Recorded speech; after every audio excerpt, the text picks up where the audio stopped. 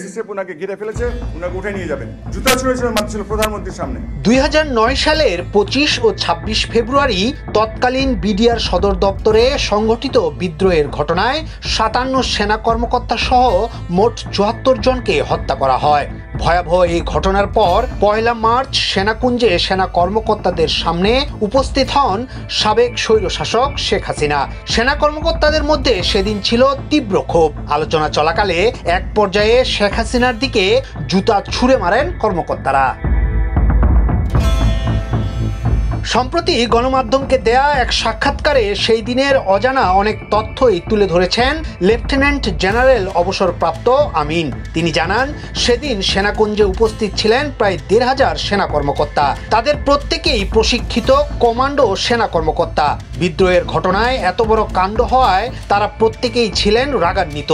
উত্তেজিত এই কর্মকর্তাদের সামাল দেয়া ছিল খুবই কঠিন। সেই সময় যে কোনো অঘটন ঘটে যেতে পারতো। এসএসএফ ওনাকে ঘিরে ফেলেছে, ওনাকে উঠে নিয়ে যাবেন। এসএসএফ কয়টা অফিসার? 20টা অফিসার, 30টা অফিসার কি করতে পারবে? 1000 কমান্ডো কোয়ালিফাইড মেজর এবং লেফটেন্যান্ট কর্নেল রক্ত তাদের টকবক করতেছে। তারা চেয়ার ছুঁড়ে মারতেছিল, জুতা ছুঁড়ে মারতেছিল প্রধানমন্ত্রীর সামনে। সেনাপ্রধান পিছনে মুখ লাগাইছিলেন। তিনি বলেন, এদিন সেনাকুঞ্জে আওয়ামী লীগ নেতা সাহারা খাতুন এবং ফারুক খান আসতে চাইলে তাদের প্রবেশের অনুমতি দেওয়া হয়নি। শুধুমাত্র সাবেক কৃষিমন্ত্রী মতিয়া চৌধুরীকে উপস্থিত থাকতে দেন। সেনাপ্রধান আর জেনারেল ছাড়া সে সময় সেখানে আর কোনো সিভিলিয়ান উপস্থিত ছিলেন না।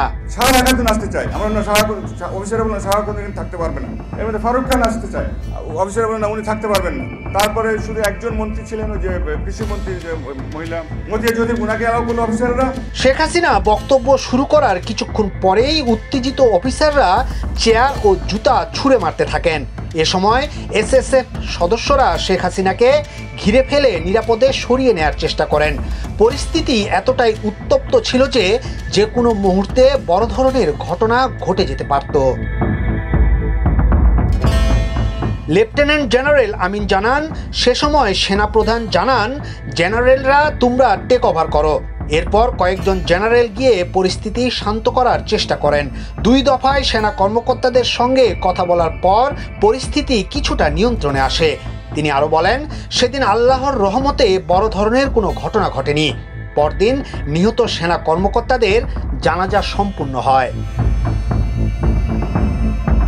তবে বিদ্রোহ দমনে সেনাবাহিনীর অংশগ্রহণের অনুমতি পেলে পরিস্থিতি অনেক দ্রুত নিয়ন্ত্রণে আনা যেত বলে জানান লেফটেন্যান্ট জেনারেল আমিন। তিনি বলেন, সেদিনের ঘটনাটি ছিল অত্যন্ত স্পর্শকাতর। ইতিহাসে এই মুহূর্তে সঠিক বর্ণনা থাকা প্রয়োজন, যেন ভবিষ্যৎ প্রজন্ম সঠিক শিক্ষা নিতে পারে। ইয়াসিন আলী, সোনালী নিউজ, ঢাকা।